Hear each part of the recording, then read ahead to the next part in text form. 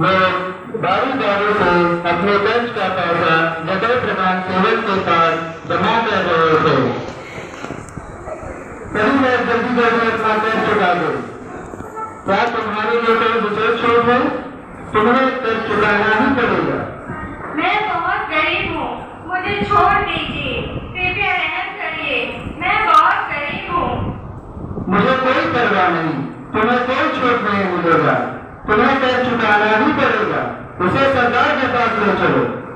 नहीं नहीं, मुझे सरकार के पास मत ले जाओ, मत ले जाओ, मत ले जाओ। यह आदमी कर्ज चुकाने से मना कर रहा है। क्यों, क्या बात है? मैं बहुत गरीब हूँ, कृपया मुझ पर रहम करो और मुझे कर्ज चुकाने से मुक्ति दे दो। नहीं, तुम्हें कर्ज चुकाना ही पड़ेगा, नहीं तो मुझे जबरदस्ती लेना पड़ेगा।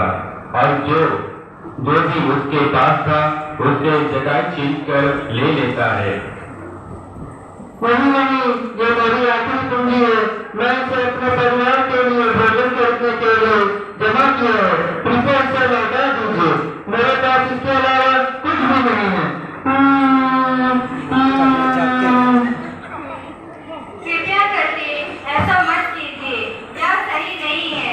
तुम ईश्वर के विरोध जा रहे हो। क्या तुमने सुना नहीं, यीशु ने क्या कहा? यीशु यह कौन है? मैं उसे नहीं जानता और ना ही उसके वचनों को जानता हूँ। उसने कहा, धनी के लिए ईश्वर के राज्य में प्रवेश करना कितना कठिन है। क्यों कठिन है? निश्चय ही सुई के नाके से होकर उठकर निकल जाना अधिक सहज है, किंतु धनी पर ईश्वर के राज्य में प्रवेश करना कठिन है। क्या क्या यीशु ने ऐसा ही कहा? तो ईश्वर के राज्य में कैसे प्रवेश किया जा सकता है?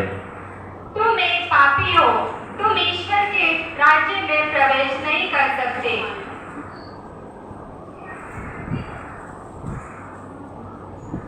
हे यीशु, दया के पुत्र, हम पर दया कर। हे यीशु, दया के पुत्र, हम पर दया कर। या क्या हो रहा है? क्या आपने सुना नहीं, नाज़रेत के यीशु हमारे इर्यों में पधारे हैं।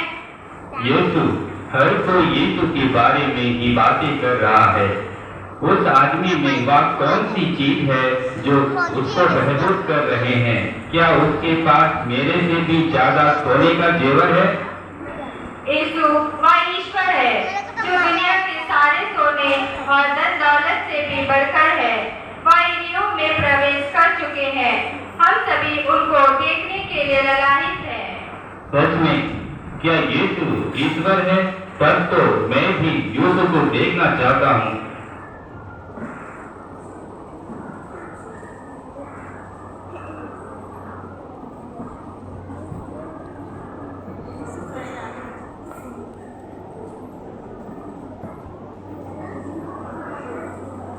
यीशु इर्यों में प्रवेश करने जा रहा था। तब जिज्ञासावश यीशु को देखने के लिए आता है, क्योंकि उसने यीशु की चर्चाओं को सुना था कि यीशु मृतकों को जगाया, अंधों को दृष्टिदान दिया, गूंगों को बोलने की शक्ति दी। वह यीशु को देखने के लिए आता है, परंतु भीड़ के कारण वह देख नहीं सकता था, क्योंकि वह नाटा व्यक्ति था। इसलिए तब यीशु को देखने के लिए वह आगे दौड़कर एक गुलर के पेड़ पर चढ़ गया।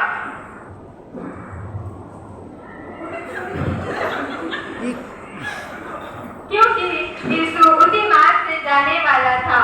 तब यीशु उस जगह पहुंचा तो ऊपर दृष्टि करके उससे कहा,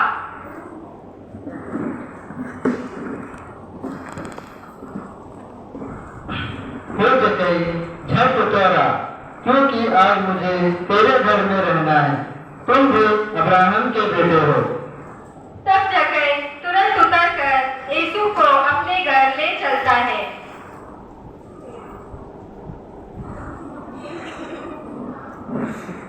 यह देखकर लोग कुड़कुड़ा कर कहने लगे, अरे देखो, यीशु तो एक पापी मनुष्य के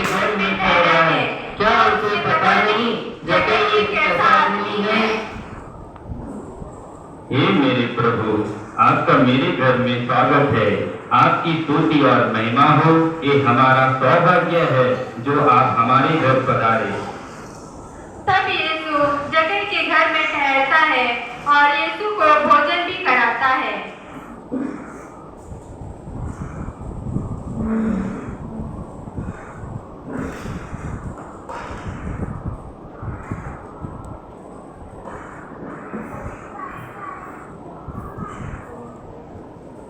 तब यीशु जक्कई से कहता है, जक्कई, कोई भी सेवक दो स्वामियों की सेवा एक साथ नहीं कर सकता, क्योंकि वह या तो एक से बैर और दूसरे से प्रेम करेगा या एक का आदर और दूसरे का तिरस्कार करेगा।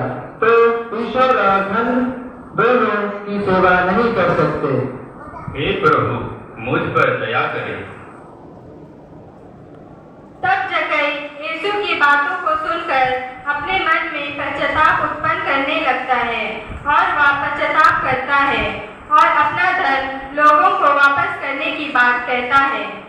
प्रभु, देखिए, मैं अपनी आधी संपत्ति गरीबों को दे दूंगा और मैंने जिन लोगों के साथ किसी भी बात में बेईमानी की है उन्हें उसका चौगुना लौटा दूंगा। यीशु ने यह सब सुनकर कहा, आज इस घर में मुक्ति का आगमन हुआ है, क्योंकि यह ही अब्राहम का बेटा है जो खो गया था। उसी को मानव पुत्र खोजने और बचाने आया है। जक्कई घुटने टेककर, मेरे प्रभु और मेरे ईश्वर की महिमा हो, मैं आप अधिक धनवान हो गया हूँ। मेरे प्रभु, मेरे ईश्वर, मेरी असली संपत्ति आपकी है। यीशु जक्कई को उठाते हुए, तुम सबसे पहले ईश्वर के राज्य और उसके धर्म की खोज में लगे रहो और सब चीजें तुम्हें आसानी से मिल जाएगी। और इस प्रकार से जक्कई, जो यीशु को जानता भी नहीं था, पर उसको देखकर उसकी बातों को सुनकर ईश्वर पर विश्वास किया